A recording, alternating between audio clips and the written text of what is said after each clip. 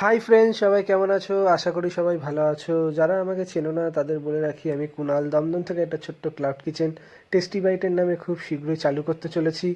তো আজকে বিকালে কি খাবো সেটাই ভাবছিলাম, তখনই মনে পড়লো অনেক দিন পিৎজা খাওয়া হয় না। তাই আজকে একটা পিৎজা করে খাবো, সেটা বানানোর ভিডিওই তোমাদের সাথে শেয়ার করছি। আশা করি সবার ভিডিওটা ভালো লাগবে। তো চলো শুরু করা যাক। প্রথমেই বলি, পিৎজাটা খুব সিম্পল এবং কম টাইমে বানানো।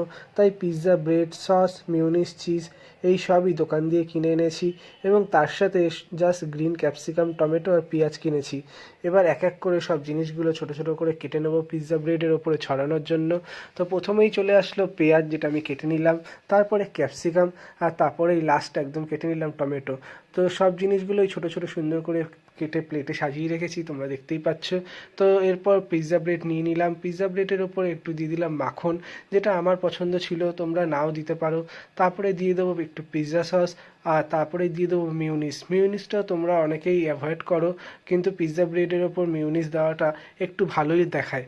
তো তারপরে দিয়ে দিলাম একটু মিক্স আপ, তোমরা অনেকে অরেগানো দাও, তো মিক্স আপটাও দিতে পারো। তারপরে দিয়ে দিলাম চিলি ফ্লেক্স। তো এই সব কটাকেই একসাথে মাখিয়ে সুন্দর করে পিৎজা ব্রেডের ওপর লাগিয়ে নিলাম। তো সব কিছু মাখিয়ে রেডি হয়ে গেছে। তো এবার দিয়ে দেবো পিৎজা ব্রেডের ওপরে চিজ। তো চিজ আমি কিউব নিয়ে এসেছিলাম, দু রকমের পাওয়া যায় চিজ, এক হলো কিউব আর এক হলো স্লাইস। তো আমি কিউবটাই বেশি পছন্দ করি। তো চিজ দেওয়া হয়ে গেছে ব্রেডের ওপর। তো তারপরেই দিয়ে দিলাম সব জিনিসগুলো যেগুলো কাটা হয়েছিল। তো সুন্দর করে সব জিনিস গোছানোর পর আবার দিয়ে দিলাম তার উপর দিয়ে আরেকটু চিজ, যাতে জিনিসটা খুব ভালো রকম ভালোভাবে খেতে হয়। তো তারপরে আবার দিয়ে দিলাম একটু মিক্স আপ আর চিলি ফ্লেক্স। তো এবার পুরোপুরি রেডি জিনিসটা।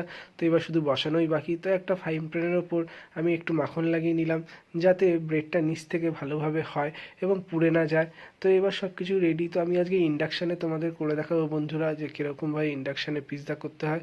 তো ফার্স্টে অন করার পর একটু পাওয়ারটা কমিয়ে নিতে হবে, যাতে যে জিনিসটা একটু টাইম নিয়ে হয় এবং ভালো মতন হতে পারে। তো উপর দিয়ে একটা ঢাকনা দিয়ে দিয়েছিলাম, যাতে উপর দিয়ে চিজগুলো ভালোভাবে গলে যায়।